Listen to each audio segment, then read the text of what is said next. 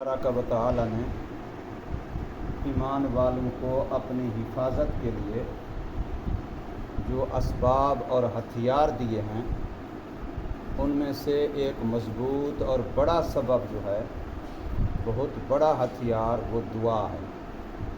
दुआ एक हमारे पास अल्लाह ताला की तरफ से दिया हुआ हथियार है। इस हथियार के ज़रिए से हम अपना दिफा करते हैं, शैतान दुश्मन से, नफ्स दुश्मन से, कोई जिन्नों में से दुश्मन हो, कोई इंसानों में से शरारती हो। दुआ एक अल्लाह ताला का दिया हुआ मोमिन के पास अपने बचाव के लिए हथियार है और बड़ा मज़बूत हथियार है, महफूज हथियार है, मकबूल हथियार है। मैं यहाँ बैठा हूँ, मेरा दुश्मन दुनिया के किसी कोने में है, मैं यहाँ से इस हथियार से उसको मार सकता हूँ, उससे बच सकता हूँ। अगर कोई और हथियार हो तो मैं कैसे इस्तेमाल करूँगा? वो मेरे करीब होगा तो मैं इस्तेमाल करूँगा, वो मेरे से इंतहाई दूर है और फिर बाकी मैं हथियार इस्तेमाल करने लगूँ, मुमकिन है वो मेरे हथियार से बच जाए। मैं उसको बंदूक की गोली मारूँ, मैं उसको डंडा मारूँ, सोटा मारूँ, कुछ मारूँ, तलवार मारूँ, तीर मारूँ, नेज़ा मारूँ, वो इधर उधर हो जाएगा, बच सकता है, लेकिन दुआ से नहीं बच सकता। दुआ ऐसा हथियार है जो मजबूत हथियार है, महफूज हथियार है। मिसाल मशहूर है कि एक अल्लाह वाला था, नेक आदमी था, सूफ़ी साफ़ी था बेचारा। तो बादशाह वक्त ने या किसी भी वडेरे ने उसके ख़िलाफ़ कोई शरारत की कोशिश की, तो अब उसके पास और तो कुछ बन नहीं सकता था। उसने वज़ू किया, मुसल्ला बिछवाया, मैं अल्लाह से दुआ करता हूँ अल्लाह ताला मुझे इसके शर से बचाए।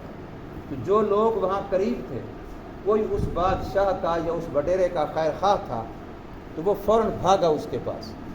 तो भी देख फ़लाँ अल्लाह वाला जिसके बारे में तूने ऐसे ऐसे सोचा है या इस तरह की तूने गंदी शरारत हरकत कोशिश की है, तो वो अब वज़ू करके मुसल्ले पे बैठने लगा है।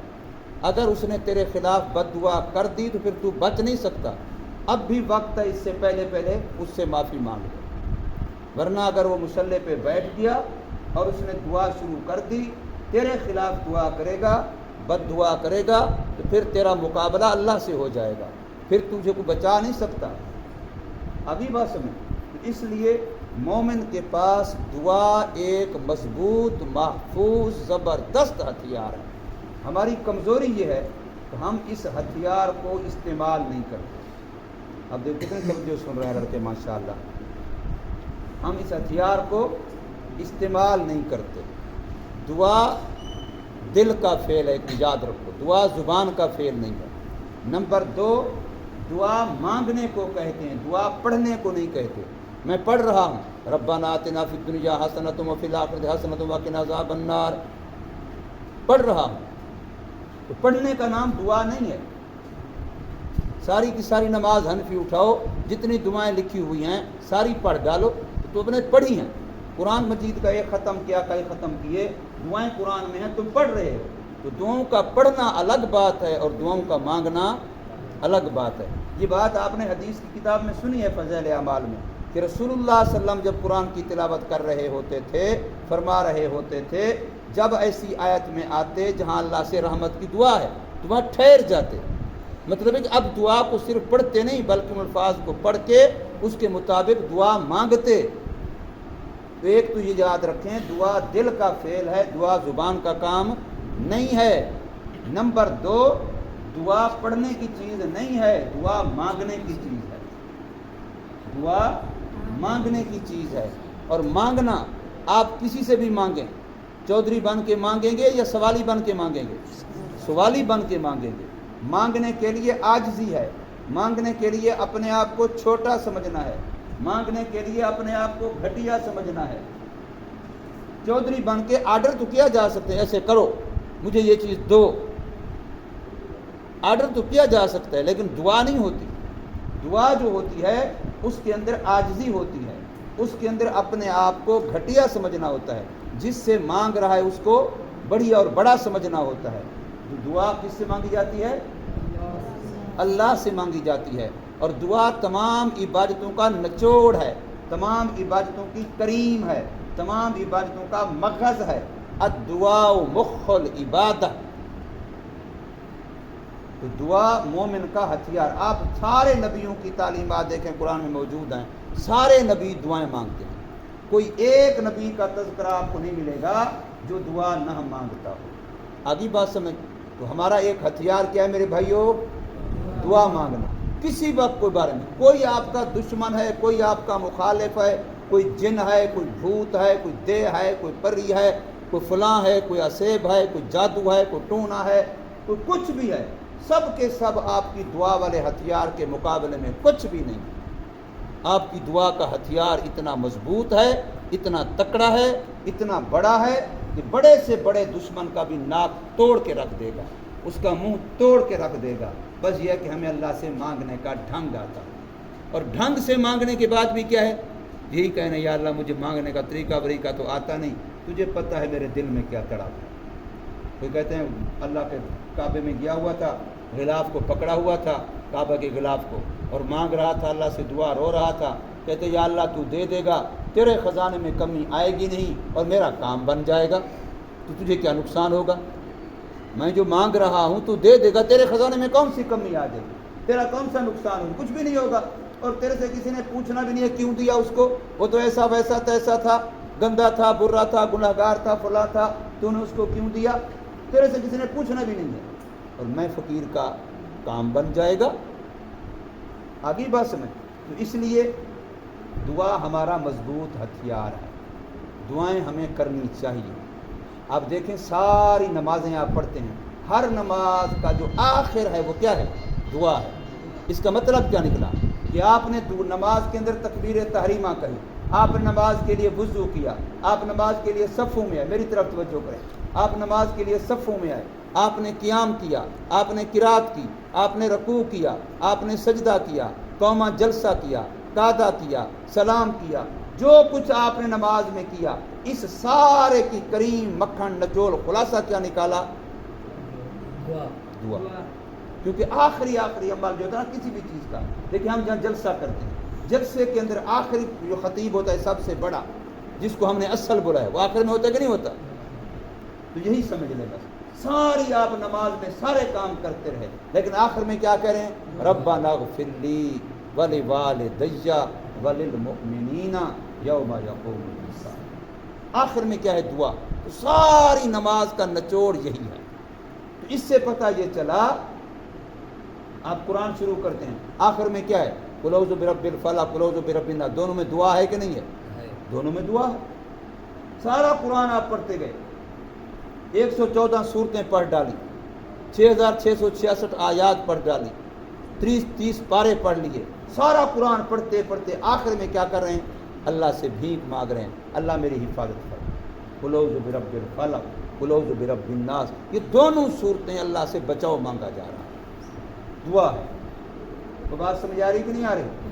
تو ہمارا فرض بنتا ہے ہم اس ہتھیار کو سیکھیں، اس ہتھیار کو استعمال کریں۔ بغیر سیکھے کوئی بندہ گولی چلائے، بندوق چلائے، اور ایک بندہ سیکھ کے چلائے، کوئی بھی کام ہے تو ہتھیار چلانے کو سیکھنا پڑتا ہے، دعا کو بھی سیکھنا پڑتا ہے، خود اللہ کو اللہ سے مانگنا یہ بھی سیکھنا ہے۔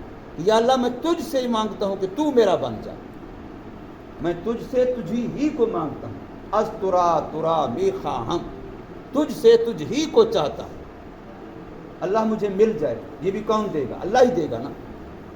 اللہ مجھے مل جائے، یہ بھی کون دے گا؟ اللہ ہی دے گا نا۔ یہ ہمارا کام ہے، ہم نے دعا مانگنا سیکھنا ہے، اور باقاعدہ دعا کرنی ہے، پوری امت کے لیے کرنی ہے، جو آدم علیہ السلام سے لے کے آج تک دنیا سے چلے گئے ان کے لیے بھی کرنی ہے، اور جو زندہ موجود کائنات میں ان کے لیے بھی کرنی ہے، جو قیامت تک آئیں گے ان کے لیے بھی کرنی ہے، اور ہمارے اپنے گھر کے، خاندان کے، کنبے کے، قبیلے کے، اپنے مدرسے کے، اپنی مسجد کے، اپنی پڑھائی کے، اپنی تعلیم کے، سبق کے، سبقی کے، منزل کے ہوتے ہیں نا مسائل ہر ایک کے۔ یا اللہ میری سبق یاد نہیں ہو رہا، سب کی یاد نہیں ہو رہی، منزل یاد نہیں ہو رہی، استاد ناراض ہو رہا ہے، غصہ ہو رہا ہے، میرے ذہن نہیں کھل رہا صرف کے لیے، نحو کے لیے، صیغوں کے لیے، ایک منطق کے لیے، کوئی بھی سبق جو آپ کو مشکل لگتا ہے اس کے لیے دعا مانگے اللہ تعالیٰ سے، اللہ دروازے کھول دے گا۔ आप मांगे तो सही।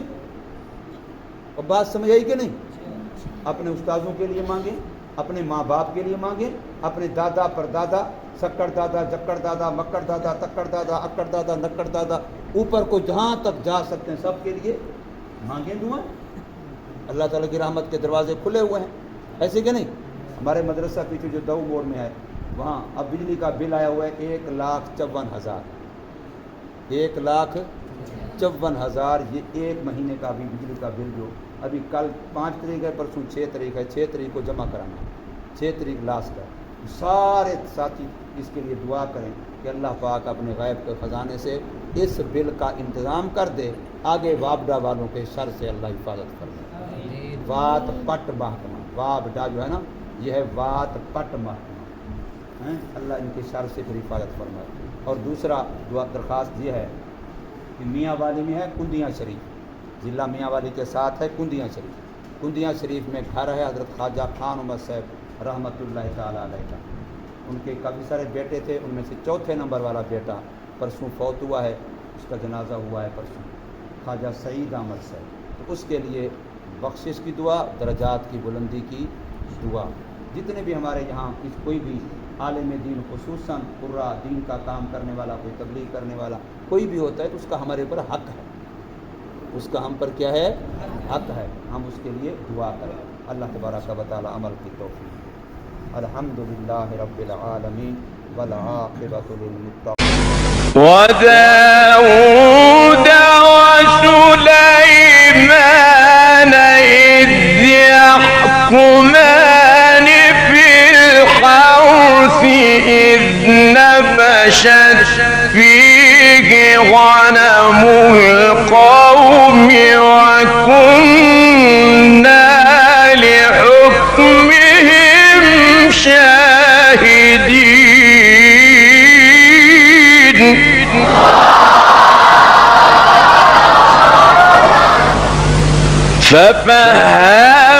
फफहमनाहा सुलैमान वकुल्लन आतैना हुक्मन वइल्मन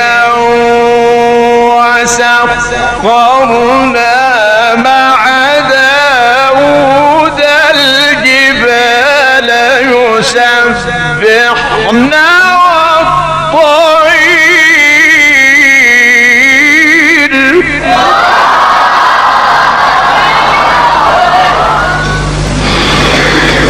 وكنا فاعلين وعلمناه صنعة لبوس لكم لتحصنكم من بأسكم فهل أنتم شاكرون؟